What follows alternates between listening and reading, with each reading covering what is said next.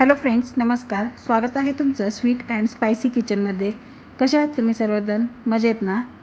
आज आपण उन्हाळी वाळवणामधील दुसरा प्रकार पाहणार आहोत. याच्यामध्ये आपण नाचणीचे पापड कसे तयार करायचे हे पाहणार आहोत. इथे मी 2 किलो नाचणी साफ करून घेतलेली आहे. याला रागीसुद्धा म्हणतात. ही नाचणी आपल्याला व्यवस्थित चाळून किंवा पाकडून घ्यायची आहे. आता ही नाचणी आपल्याला 2 ते 3 वेळा पाण्याने स्वच्छ धुवून घ्यायची आहे.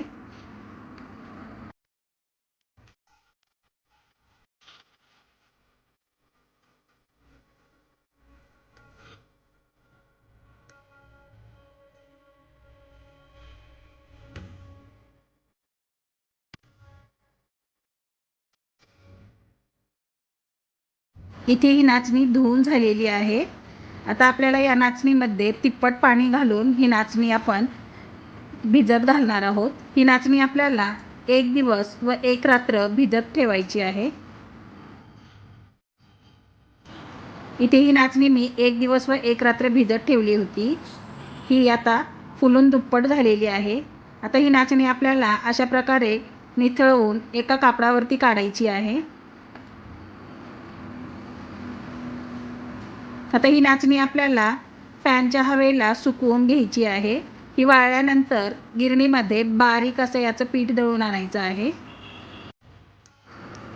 इथे मी एक पातेलं घेतलं आहे. याच्यामध्ये आपल्याला 2 ग्लास पाणी गरम करण्यासाठी ठेवायचं आहे. तुम्ही ज्या भांड्याने पीठ मोजणार आहात त्याच भांड्याने पाणीही मोजून घाला. जेवढं पीठ घ्यायचं आहे तेवढंच आपल्याला पाणीही गरम करण्यासाठी ठेवायचं आहे. आता याच्यावरती ताट ठेवून आपण हे पाणी गरम करण्यासाठी ठेवू. इथे हे पाणी आता उकळलेलं आहे. याच्यामध्ये आपल्याला चवीप्रमाणे मीठ घालायचं आहे. तसेच याच्यामध्ये आपल्याला 1 चमचा पापड खार घालायचा आहे. पापड खार घातल्यामुळे हे नाचणीचे पापड अगदी छान प्रकारे फुलतात. आता एका चमच्याच्या सहाय्याने आपण हे सर्व व्यवस्थित मिक्स करून घेऊ. आता आपण ज्या ग्लासने पाणी घेतलं होतं त्याच ग्लासने 2 ग्लास नाचणीचं पीठ घ्यायचं आहे. पीठ हे आपल्याला चाळून घ्यायचं आहे. इथे मी 2 ग्लास पीठ घेतलेलं आहे. आता हे नाचणीचं पीठ आपल्याला याच्यामध्ये टाकायचं आहे व लाटण्याच्या सहाय्याने हे व्यवस्थित मिक्स करून घ्यायचं आहे.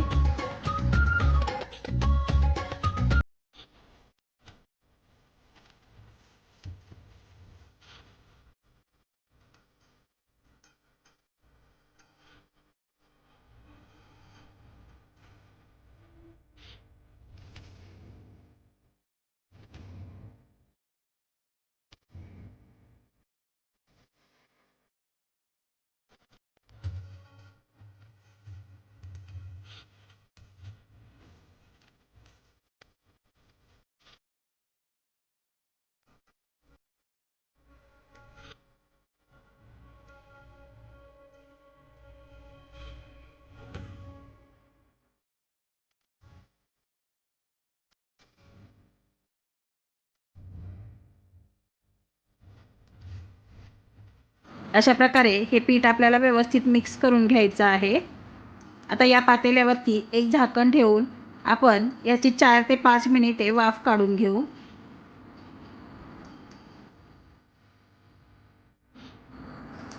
4 ते 5 मिनिटानंतर तुम्ही पाहू शकता याला छान वाफ आलेली आहे. आता आपण गॅस बंद करून घेऊ. इथे मी एका ताटामध्ये अशा प्रकारे एक ओलं करून घेतलेलं कापड टाकलेलं आहे. आता या कापडावरती आपल्याला आपण जी नाचणीच्या पिठाची उकड तयार केली आहे ती टाकायची आहे.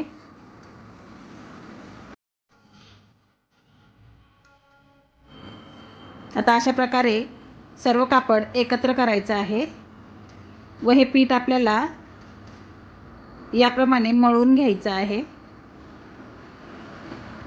हे कापड ओला असल्यामुळे याने हाताला चटका बसणार नाही.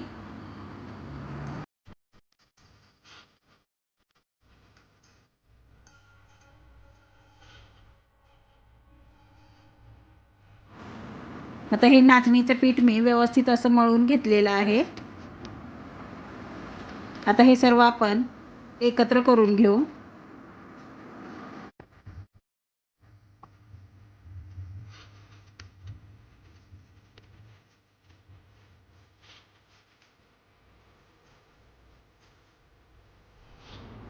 इथे तुम्ही पाहू शकता हे नाचणीचं पीठ किती छान प्रकारे शिजलेलं आहे. हे आणखीनही खूप गरम आहे. तर याप्रमाणे आपण याचा गोळा तयार करून घेऊ. आता आपल्याला हाताला थोडंसं तेल लावायचं आहे.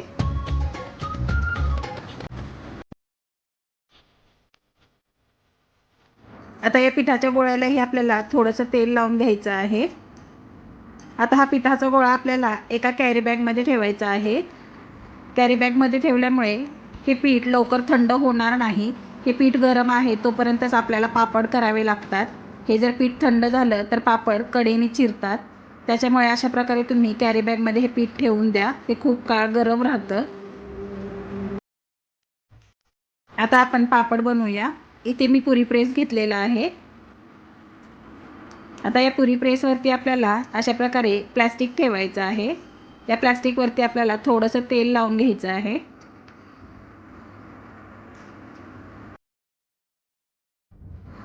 आता आपल्याला इथे नाचणीच्या पिठाचा छोटासा गोळा घ्यायचा आहे.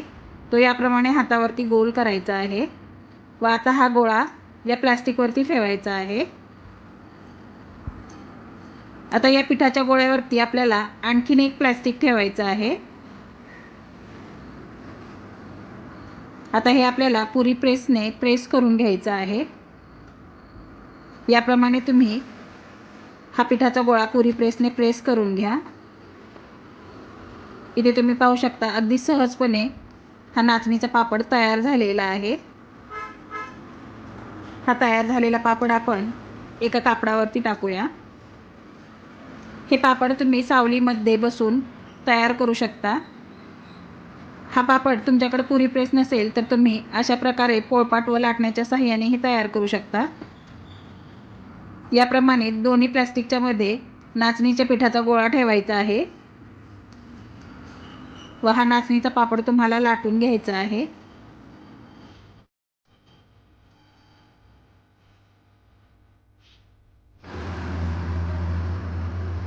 अगदी हलक्या हाताने हा नाचणीचा पापड आपल्याला लाटायचा आहे. हे पीठ गरम असल्यामुळे पटकन पसरलं जातं.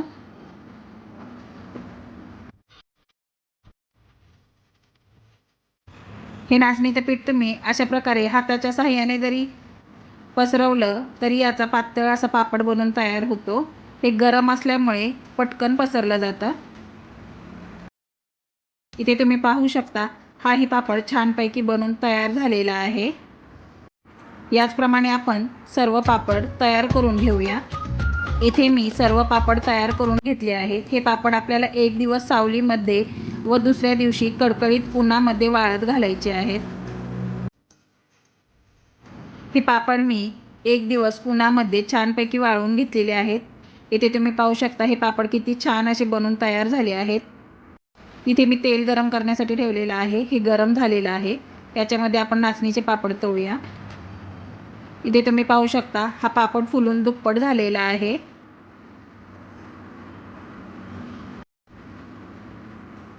याचप्रमाणे मी तुम्हाला आणखी एक पापड तळून दाखवते.